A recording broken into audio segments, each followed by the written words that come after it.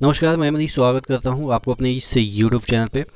दोस्तों, एक breaking news है। हालांकि ये वाला जो चीज़ें है 3-4 दिन पहले की है और मेरे पास आ गई थी, लेकिन इस पे मैंने वीडियो इसलिए नहीं बनाया था क्योंकि जो इसका नोटिस है वो अगर मेरे जो ग्रुप है, ऑफिशियल जो ग्रुप है मेरा, उस पे आ जाती तो मुझे लग रहा है कि अगर ये पेपर कटिंग का तो इधर उधर से होता रहता है मामला, लेकिन अगर आपको ऑफिशियल नोटिस दिखाता तो ज़्यादा वो फैक्चुअल होता।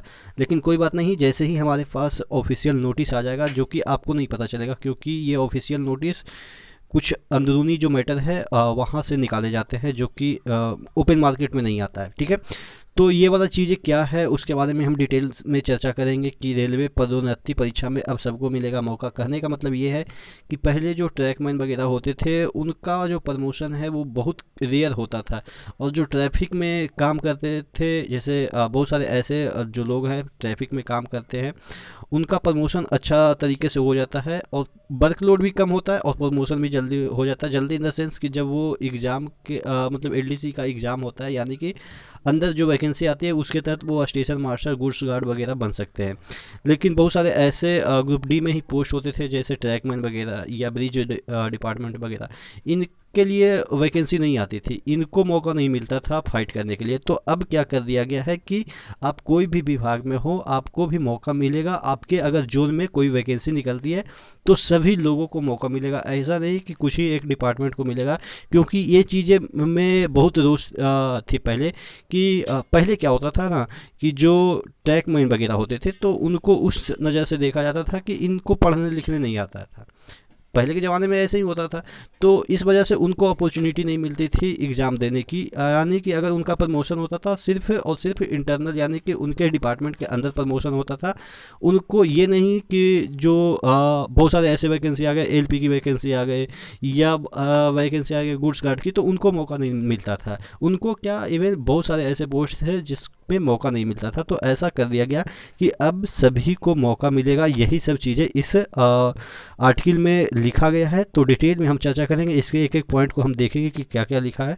इससे पहले कि वीडियो शुरू हो, आपको पता है कि टेक्स्ट बुक आपके लिए लाया है ईयरली मॉक टेस्ट पास, जो कि आपको 299 में मिलता है। लेकिन अगर आप E R Manish coupon code use करते हैं, E R Manish coupon code use करते हैं, तो ये चीज़ें आपको 269 में मिल जाएगा, यानी कि 10% का डिस्काउंट मिल जाएगा। देखिएगा, ई आर मनी लिखते समय आप यहाँ पे स्पेस नहीं देंगे, क्योंकि स्पेस देंगे तो वो जो डिस्काउंट है वो आप पे अप्लाई नहीं होगा। ठीक है, तो इसका डिस्क्रिप्शन बॉक्स में, ये जो डिस्क्रिप्शन बॉक्स है तो उसमें आप लिंक चेक कर लीजिएगा, तो वहाँ से डाउनलोड करके जो इसका ऐप है वहाँ से डाउनलोड करके परचेज कर सकते हैं। ये और आपको भी पता है कि कोई भी एग्ज़ाम निकालने के लिए मॉक टेस्ट देना कितना आवश्यक हो जाता है, तो एक बार ज़रूर चेकआउट कर लीजिएगा। नीचे डिस्क्रिप्शन बॉक्स में इसका लिंक मैं दे दूंगा। ठीक है, बात कर रहे थे ये वाला जो पेपर कटिंग है नवज्योति जोधपुर से जो प्रकाशित है, उसमें क्या क्या लिखा है एक एक चीज़ को पढ़ लेते हैं। रेलवे की पदोन्नति परीक्षा में सभी विभागों के कर्मचारियों को मौका मिलेगा। विभाग के कुल रिक्त पदों के सापेक्ष 10% पदों पर आयोजित होने वाली पदोन्नति परीक्षा में दूसरे विभागों के कर्मी भी बैठ सकेंगे। सभी अभी तक सिर्फ विभाग के कर्मचारी को ही एलडीसीई में भाग लेने की अनुमति थी। रेलवे बोर्ड के इस निर्णय पर कर्मचारियों में खुशी की लहर है। रेलवे की पदोन्नति परीक्षा में अब सबको मौका मिलेगा। लिमिटेड डिपार्टमेंट कॉम्पिटिटिव एग्जामिनेशन, एलडीसीई को कहा जाता है, में अब दूसरे विभाग के कर्मचारी भी बैठ सकेंगे। रेलवे बोर्ड ने एलडीसीई के ओपन टू ऑल कर दिया है, ऑल कर दिया है। प्रथम चरण में रेल कर्मियों को यह सुविधा अभी परिचालन विभाग में ही मिलेगी। उसके बाद जानकारों के अनुसार विभाग के कुल रिक्त पदों के सापेक्ष 10% पदों पर आयोजित होने वाली पदोन्नति परीक्षा के दूसरे विभाग के कर्मी भी बैठ सकेंगे। अभी तक सिर्फ विभाग के कर्मचारी को ही एलडीसी में भाग लेने की अनुमति थी। यहाँ पे देखिएगा, India railway men's federation, national federation of Indian railway man ने इस मामले को बोर्ड के समक्ष प्रमुखता से उठाया था। इस निर्णय से रेल लाइनों पर कार्य करने वाले कर्मियों के अलावा अन्य विभाग, वाणिज्य, विद्युत, यांत्रिक, स्टोर, कार्मिक, लेखा आदि के कर्मचारी को भी लाभ मिलेगा। यानी कि कहने का मतलब ये है कि अब जितने भी विभाग के लोग हैं, एलडीसी का कोई भी आपके वैकेंसी आती है, यानी कि कोई पर्टिकुलर डिपार्टमेंट के, जैसे मैंने कहा कि ट्रैफिक डिपार्टमेंट में कुछ वैकेंसी निकले, तो उसमें ऐसा नहीं है कि ट्रैफिक वाले ही लोग भरेंगे, ठीक है, जितने भी डिपार्टमेंट के हैं सभी लोग भर सकते हैं। और एक होती है जीडीसी। जीडीसी का मतलब ये हो गया कि एक जोन में निकलता है, जोन में निकलता है तो उसको तो सभी लोग भरते ही थे। जीडीसी एक जोनल लेवल पे निकलती थी, तो उसको सभी भरते थे, यानी कि एक जोन के ही सभी भरेंगे, ऐसा नहीं है कि दूसरे जोन वाले भरेंगे। तो जीडीसी में सभी लोग भरते थे, लेकिन एलडीसी में क्या होता था कि अगर एलडीसी सिर्फ डिपार्टमेंट का निकलता था, बहुत सारे ऐसे डिपार्टमेंट हो गए, जैसे कार्मिक विभाग हो गया, जैसे ब्रिज डिपार्टमेंट हो गया, और भी तरह के पी बे डिपार्टमेंट हो गया, जिसमें कि ट्रैक मेंटेनर वगैरह आते हैं। तो अगर पी वे के लिए निकला तो सिर्फ पी वे के ही लोग उसमें अप्लाई कर सकते हैं, जो कार्मिक विभाग है या अन्य विभाग के हैं वो नहीं अप्लाई कर सकते थे।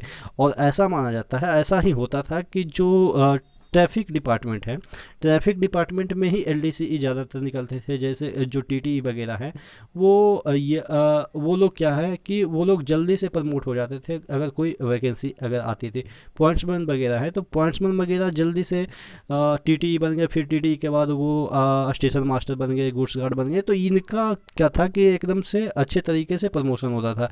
लेकिन उन्हीं के साथ जो बंदे सेम एग्ज़ाम को फाइट करके सेम प्रोसेस के थ्रू आए, इवन उससे ज़्यादा भी नंबर हो सकता है कि अभी का क्या हुआ कि जो हम लोग का डिपार्टमेंट अलॉट हुआ उसमें पता नहीं चला कि किसको कौन डिपार्टमेंट दे दिया। ज़्यादा नंबर आया तो उसको भी ट्रैकमैन दे दिया, कम नंबर आया तो पॉइंट्समैन मिल गया कहीं कहीं। तो ये क्या हो गया कि एक ही एग्ज़ाम को क्रैक करके आया, एक ही जैसे नंबर लाए, लेकिन एक को प्रमोशन गुड्स गार्ड और स्टेशन मास्टर में हो जाता है, और एक उसी डिपार्टमेंट में सड़ते रहते हैं, ज़िंदगी काट देते हैं। सिर्फ ग्रेड 1 ग्रेड 2 इस नाम से सिर्फ प्रमोशन होता है, यानी कि काम तो वही करना होता है, और एक साहब बन जाते थे। तो कहने का मतलब ये थी कि डिस्क्रिमिनेशन तो शुरू से ही ऐसा होता था। और इस मतलब कि इसके पीछे इंटेंशन क्या थी कि जो ट्रैक मेंटेनर हैं, मैंने शुरू में ही बताया कि वो ज़्यादा पढ़े लिखे नहीं होते थे, इलिटरेट टाइप के होते थे। पहले का वही सही ठेके पे जॉब मिलती थी, वो तो बाद में आने के बाद उसको परमानेंट कर दिया गया, ठीक है। तो कुछ नेताओं के द्वारा कि जिससे कि वोट बैंक वगैरह बन सके, तो वो अलग मुद्दा है। तो इसी वजह से उनको अभी तक जो मतलब बहुत सारे ऐसे डिपार्टमेंट थे उनको बहुत डिस्क्रिमिनेशन का सामना करना पड़ता था, उनको भेदभाव का सामना करना पड़ता था। बहुत दिनों से ये मुद्दा उठाया जा रहा था कि हमें भी मौका मिलना चाहिए, क्योंकि हम भी उतना ही पढ़े लिखे हैं जितना कि एक पॉइंट्समैन पढ़ा लिखा होता है। तो इस वजह से अभी अच्छी मतलब कि आप कह सकते हैं कि खबर है कि अब जब भी आप ज्वाइन करेंगे तो आपके पास अपॉर्चुनिटी होगी कि कोई भी आप विभाग में जा सकते हैं। हमारी बात होती रहती है, जैसे कि मैं जब ट्रेनिंग कर रहा था तो बात हुई थी, तो उन्होंने बताया था, जो हमारे इंस्ट्रक्टर हैं वो बताए थे कि अभी के जो बच्चे आ रहे हैं उनको भी एक्सपीरियंस हो चुका है कि जो उनसे भी ज़्यादा नॉलेज रखते हैं। लेकिन क्या है कि वो सिर्फ यही बोलते हैं कि देखो तुम्हारे पास अभी जॉब है, वही सबसे बड़ी चीज़ है। ये मत कभी देखना अपने आप को कि तुम किस डिपार्टमेंट में आए हो, कौन से पोस्ट पे आए हो, क्योंकि हमें पता है कि तुम्हारे पास जितनी एबिलिटी है, यानी कि हम सभी को ऐसा बोल रहे थे वो लोग कि हम लोग से ज़्यादा जानते हो, लेकिन क्या कर सकते हैं, हम तुम्हारे टीचर ही रहेंगे या हम तुम्हारे सीनियर ही रहेंगे।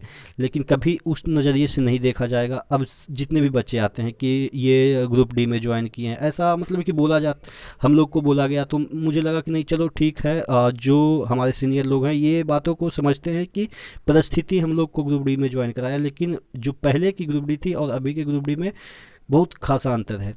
अब सिर्फ नाम का है पोस्ट, और नज़रिया सभी का चेंज हो गया है। यानी कि जैसे ही आप भी ज्वाइन करेंगे ना, तो आपको भी लगेगा कि सबका नज़रिया चेंज हो चुका है। ये नहीं कभी सोचेंगे कि वो बंदा ग्रुप डी में ज्वाइन किया है, सिर्फ वो ये सोचते हैं कि हाँ ये लो पोस्ट पे आया है, इसके अलावा कुछ भी मतलब गलत नज़रिए से आपको नहीं देखा जाएगा।